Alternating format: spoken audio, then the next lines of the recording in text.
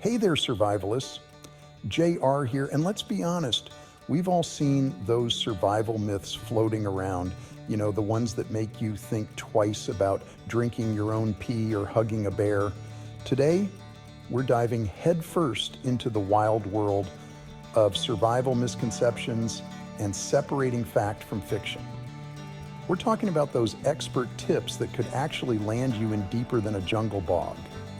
So grab your compass and your sense of adventure because we're about to debunk 8 common survival myths that even the most seasoned preppers get wrong. Get ready to survive like you mean it.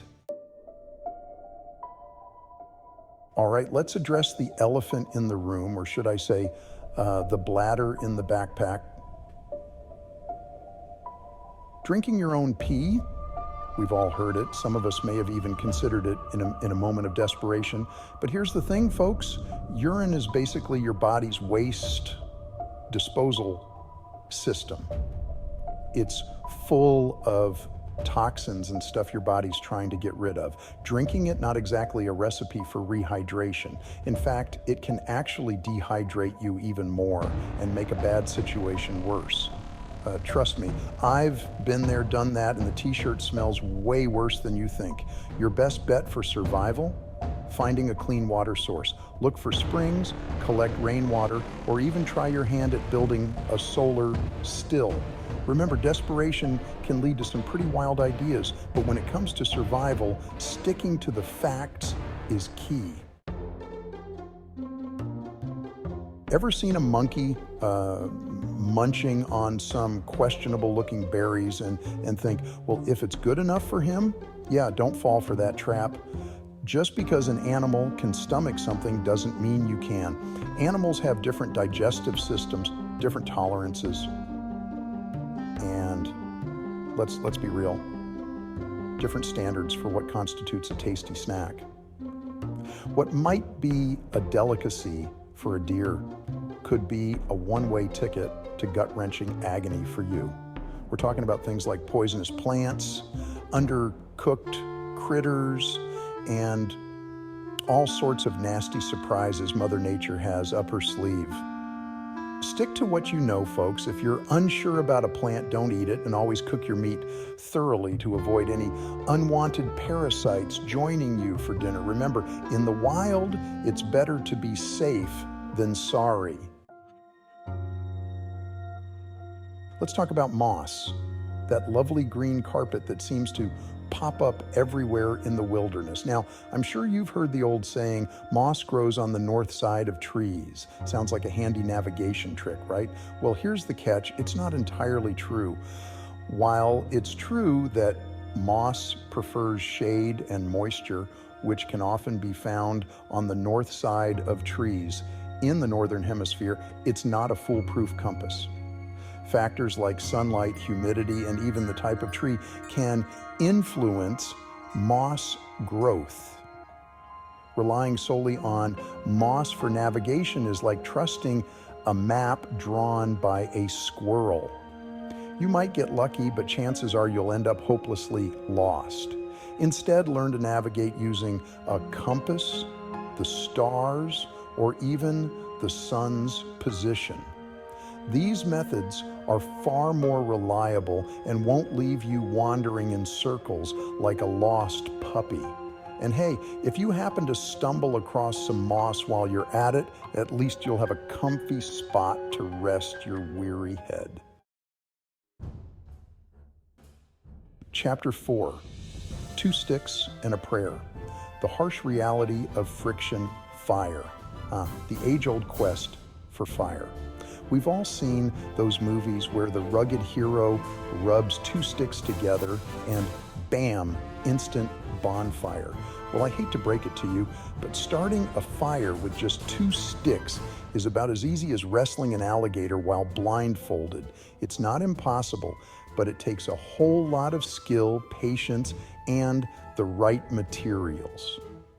Instead of relying on this finicky method, pack a reliable fire starter in your kit. A lighter, waterproof matches or even a fire steel will be your best friend. Fire equals warmth, cooked food, and a psychological boost. Don't leave it to chance. Chapter 5, Suck It Up. Why you shouldn't treat a snake bite like a poisonous smoothie. All right, picture this.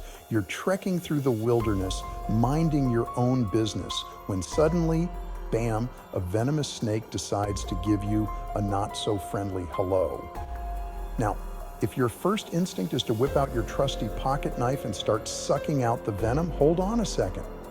Contrary to popular belief, sucking venom is not only ineffective, but can actually do more harm than good. First off, venom spreads through the lymphatic system, not just the bloodstream. By the time you feel the bite, the venom is already on the move. Second, cutting open a wound and trying to suck out venom can introduce bacteria and increase the risk of infection. And let's not forget the potential for the venom to enter your mouth. Not exactly the kind of cocktail you want to be sipping on in the wilderness.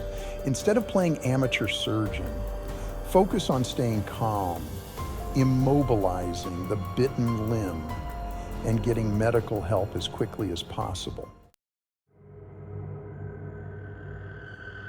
Chapter 6, the 7-day drought. Why you can't outlast your thirst. Water, glorious water. It's the elixir of life, the stuff that keeps us going. But there's a dangerous myth floating around that humans can survive for a week without it. Let me tell you, folks, that's a recipe for disaster. The truth is, most people can only survive for about 3 to 4 days without water, and even that's pushing it. Dehydration is a serious business, and it can set in much faster than you think, especially in harsh conditions. We're talking about fatigue, dizziness, confusion, and a whole host of other nasty symptoms that can quickly turn fatal. So don't wait until you're gasping for your last breath to start looking for a water source. Make finding water your top priority from the get-go. Collect rainwater, look for springs, and remember those water purification tablets. Stay hydrated, my friends, and don't underestimate the power of H2O.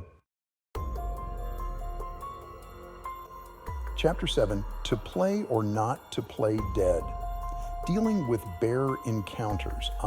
Bears. Those furry, cuddly-looking creatures that can also rip your face off faster than you can say picnic basket. Now, you probably heard the advice, if you encounter a bear, play dead. Sounds simple enough, right? Well, not so fast. While playing dead can sometimes work for brown bear encounters, it's not a foolproof strategy, and it can actually backfire with other bear species like black bears. The truth is, every bear encounter is unique, and the best course of action depends on the situation and the type of bear you're dealing with. First, try to avoid surprising a bear in the first place. Make noise while hiking, travel in groups, and be aware of your surroundings. If you do encounter a bear, stay calm, identify yourself, and slowly back away. If the bear approaches, try to make yourself look as large as possible, yell, and use bear spray if you have it. Remember, knowing how to react in a bear encounter could save your life. Chapter 8, Mirror. Mirror on the ground. Why nighttime signaling needs more than just shine. Lost in the wilderness at night, you hope to signal for help. You think, this is it, my ticket to rescue. But hold on, mirrors need light to reflect. No light, no reflection. The moon's faint light isn't enough. Use a signal fire flashlight or a personal locator beacon. Visibility is key for signaling help. Don't forget to subscribe, like, and comment on this video. Turn on your bell notifications so you don't miss a single survival video. Well, that's it. Stay safe, stay smart, and rock on. So there you have it, folks. 8 survival myths busted. We've tackled everything from the perils of drinking pee to the importance of fire safety, and hopefully you've learned a thing or two along the way. Remember, knowledge is your best tool in any survival situation. Don't fall for those Hollywood myths or rely on hearsay. Do your research, get informed, and be prepared for anything Mother Nature throws your way. Don't forget to subscribe, comment, and turn on bell notifications. You don't want to miss a single survival video. Stay safe, stay smart, and rock on.